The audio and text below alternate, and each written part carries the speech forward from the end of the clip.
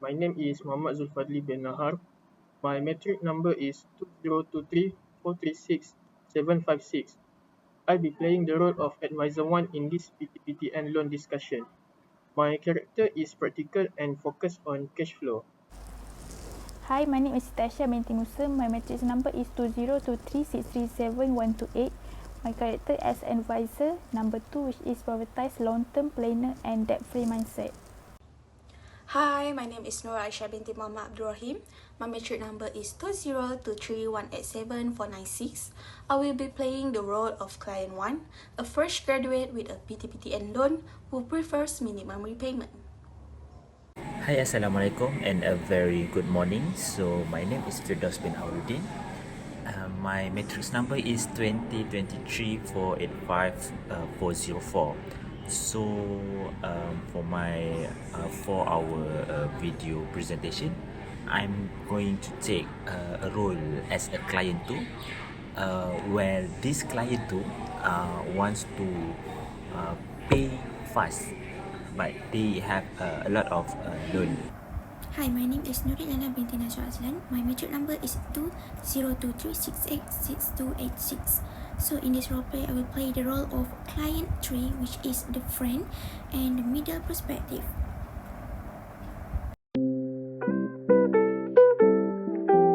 Hi guys, so I just start working this month and my salary is 3,000 ringgit, while the PTPTN minimum payment is currently 150, and honestly, I'm just gonna stick with that for now. You know, at least I will still have enough for rent, food, and maybe save a little bit on the side. Huh? If you pay so little, you will take it forever. I'm paying 500 ringgit monthly. All my loan and the debts is 30,000 ringgit. I want to pay all my debts in 6 years. I don't want all my debts follow me until the age of 40. Both sound reasonable, but which one is actually smarter? I'm also confused about PTPTN repayment strategies.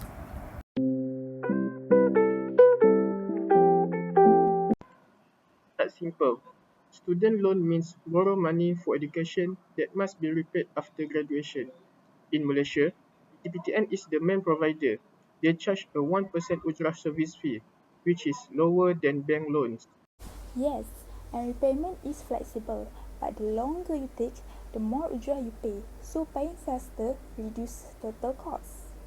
But honestly, I think 500 ringgit per month is kinda too much for me.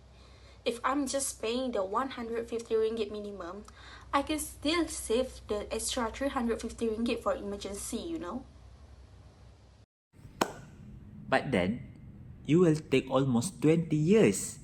Imagine, you are still paying the PTPTN loan when you have already kids going to school. Imagine that. What? True, but if you pay too much, you won't have savings. What if accident or job loss happen? That's the trade-off. Paying minimum protect your cash flow so you can cover daily living costs and start an emergency fund. Financial planners usually recommend having at least 3 to 6 months of expenses saved first. But the thing is, long-term debt is a burden. If you pay 500 ringgit, you finish in 6 years and save thousands in ujrah.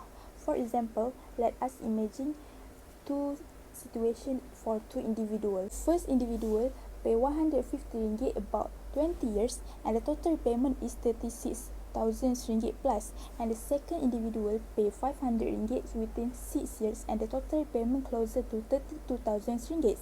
That's about 4,000 in savings. Wow, that's like 4,000 ringgit difference. But honestly, I still don't feel safe if I don't have some savings set aside. I prefer to sacrifice now. Better than carrying loan stress for 20 years. Okay?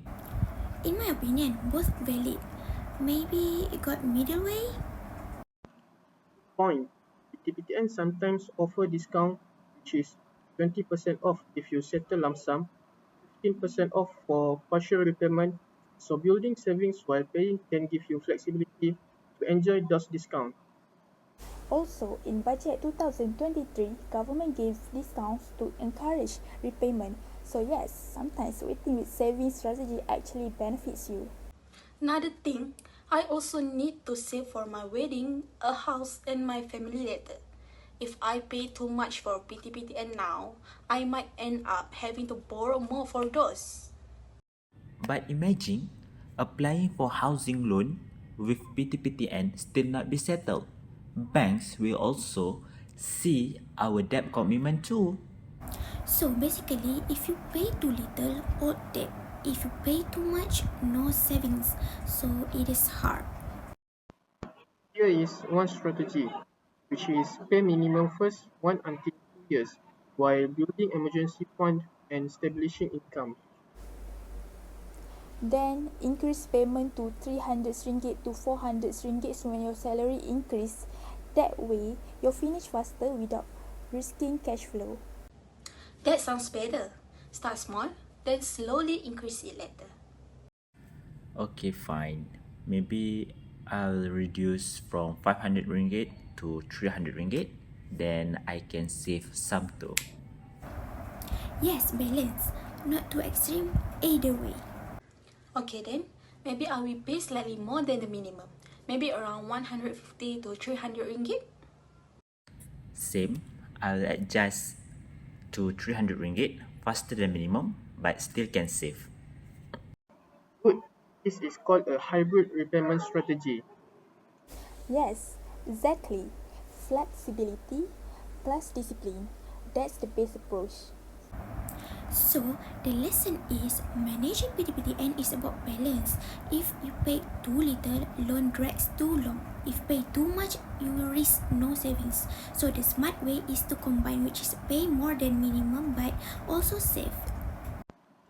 And remember, emergency fund is your shield. And debt free living is your long term goal.